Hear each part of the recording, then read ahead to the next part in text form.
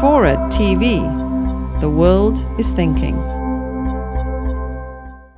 It seems to me that this campaign is proving to be a test case under near laboratory conditions for the power of speechmaking. On the one hand, you have someone like Senator Obama. Now, some people will tell you that he's risen because of his charisma. Geraldine Ferraro might say that he's risen because of his membership of that well-known elite African-American males.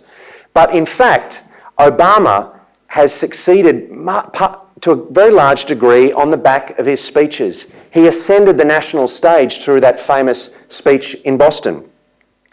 On the other hand, you have Senators Clinton and McCain, who are explicitly running as doers, not as talkers. Senator Clinton, for example, has proposed this dichotomy of speeches versus solutions. She said this to a General Motors plant in Ohio: "Speeches don't put food on the table. Speeches don't fill up your tank or fill your prescription or do anything about that stack of bills that keeps you up at night. My opponent gives speeches. I offer solutions." That passage is a cracker, although think how demoralising it would have been for the speechwriter who actually drafted it. So Clinton is running explicitly as a doer, not a talker. And McCain is running explicitly as a straight talker. His bus is the straight talk express. He's not built for fancy talk in many ways. His speeches are elegantly written, but he swallows his words in quite a likeable way, I have to say. So that's why I say this is a test case for the power, the muscle, if you like, of the speech lobby. In a world of fragmentary communications, of emails and SMS, how much does it matter that you are the pro-speech candidate rather than an anti-speech candidate? How much does it matter that you can give a subtle, intelligent, nuanced 1-hour lecture on a particular topic?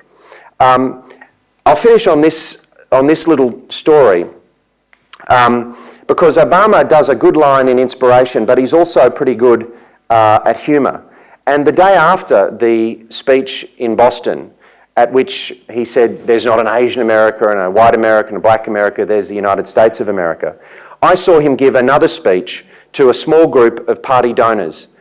One by one, all the leading Democratic politicos got up and gave very boring white bread speeches to this bunch of high rollers.